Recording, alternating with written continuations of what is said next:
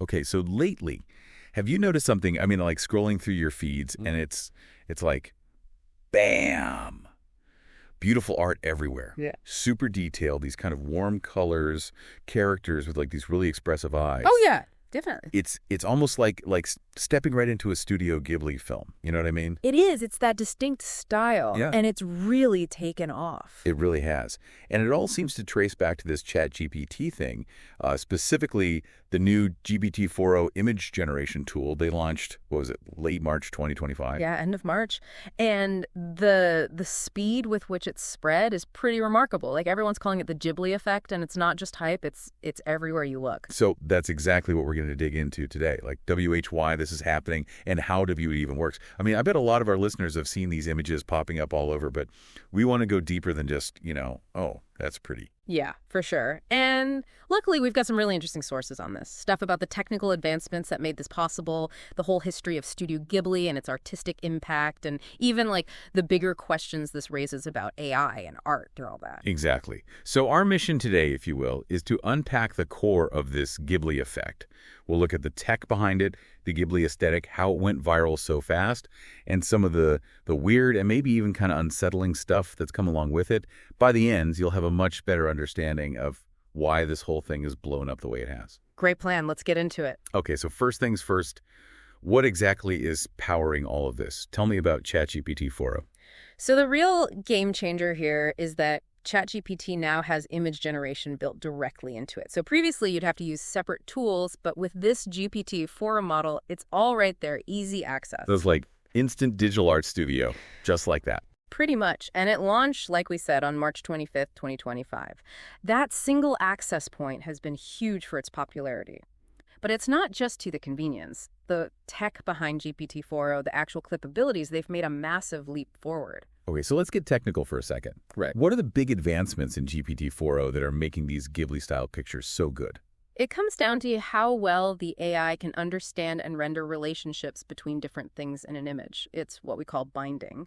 Older models really struggle to handle lots of different objects with specific details all in one image. GPT-4o can do way more, something like 15 to 20 objects accurately with all their attributes. Wow, that's a lot more. So like if I told it to make an image of, I don't know, a kid fishing by a pond with specific types of flowers and even hills in the distance, it'd actually get all those details right. Yep, much higher chance of getting it spot on.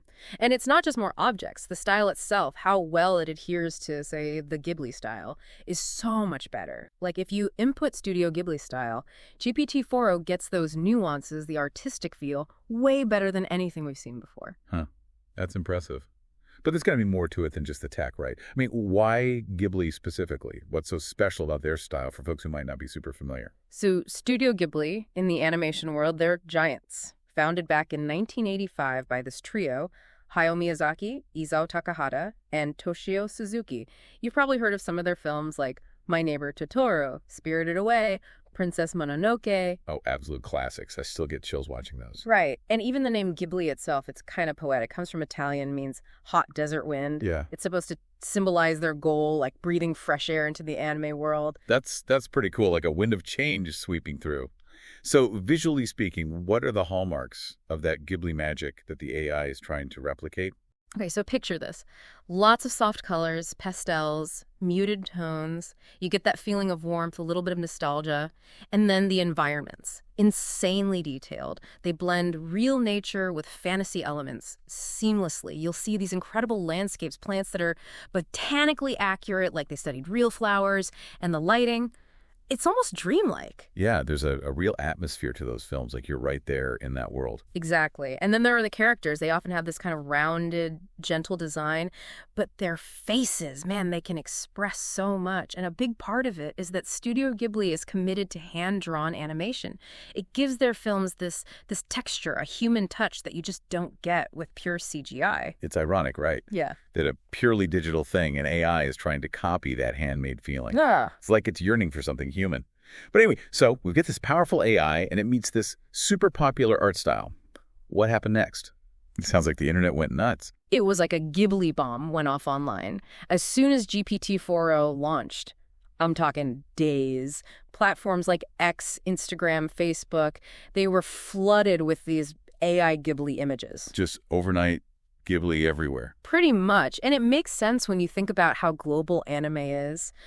Millions of people already love that style, so giving them the power to reimagine their own lives, their photos, through that lens, it was instantly appealing. Like everyone suddenly had Ghibli vision. And wasn't there some pretty big names jumping on this trend too? Oh, yeah, for sure. Even Sam Altman, the CEO of OpenAI himself, he changed his X profile picture to a Ghibli-fied version of himself. That definitely got people's attention.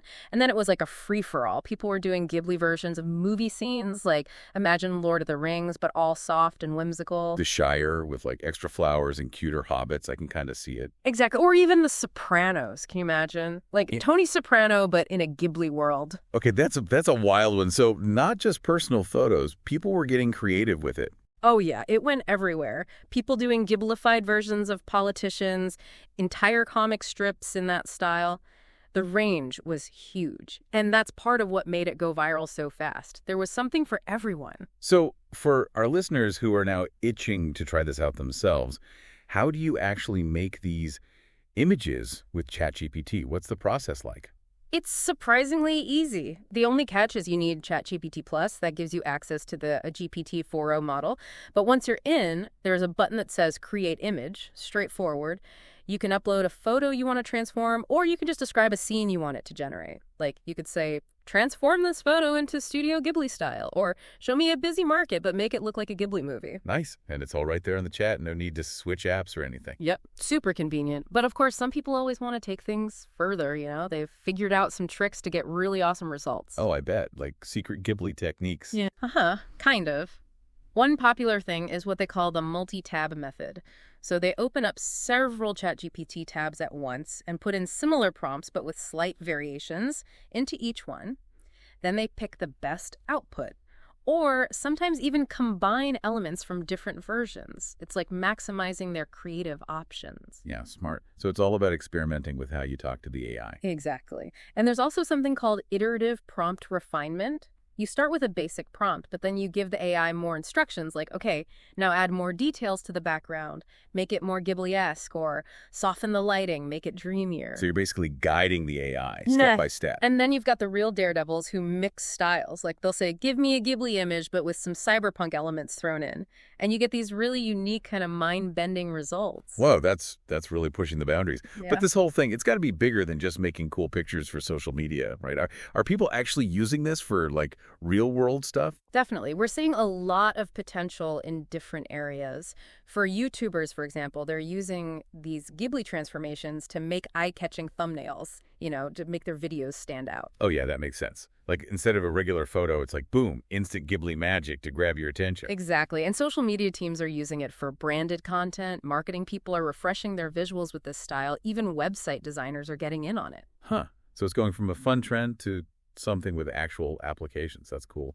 But what about the bigger picture, the cultural impact? Is this just a fad, or is it changing how we think about art and technology? It's definitely having a cultural ripple effect. We're seeing Ghibli versions of memes now, which is kind of hilarious, like this weird blend of online culture and classic animation. And it's also a new way for people to express themselves, connect with each other.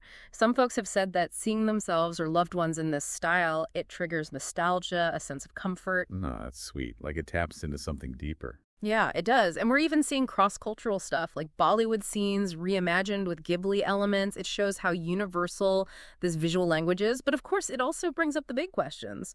What does this mean for creativity in the AI age? Is this real art, or is it just really good imitation? Yeah, that's the million-dollar question, and I don't think there's an easy answer. Now, as much fun as this Ghibli effect has been, have there been any downsides, any controversies that have come up?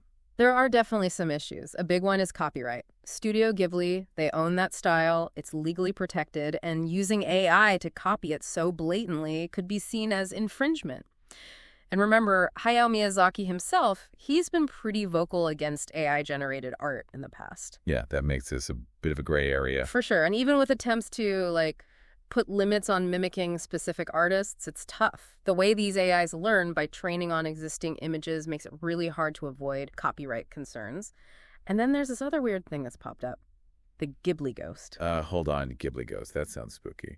It is kind of creepy. So some people have reported that when they upload group photos and apply the Ghibli style, the AI sometimes adds extra people to the image. Like they upload a photo of 3 people and the Ghibli version has 4. Wait, what? Like phantom Ghibli people just appearing? Yeah. It's not entirely clear why this happens, probably some glitch in how the AI processes images, but it's definitely added this eerie element to the whole thing. Some people are even joking that the AI is picking up on ghosts in the photos. Okay, that is both weird and fascinating. So we have this incredibly powerful tool that can create these beautiful dreamlike images, but it also brings up ethical issues and maybe even conjures up ghost people. It's almost like something out of a sci-fi movie, isn't it? It really is. It makes you think, how should we view these AI tools? Like, if we're going to use movie analogies, think of the One Ring from Lord of the Rings. It's super powerful, right? But it also comes with huge risks, unintended consequences. This AI, it can make amazing art, but then you've got the copyright problems, the Ghibli ghosts. Is it ultimately a force for good, or does it have a dark side? Ooh, that's a good one. Or what about Tony Stark, Iron Man? His technology, it enhances what humans can do, but it also has the potential to replace them. This AI, it challenges artists' traditional skills. Is it empowering them or is it devaluing their craft? Exactly. And then there's the replicators from Star Trek. They can create almost anything instantly. But what does that do to the value of originality, of craftsmanship?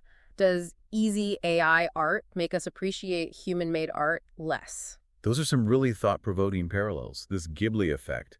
It's not just about pretty pictures. It's forcing us to think about the future of art and technology, about what it means to be creative in this digital age.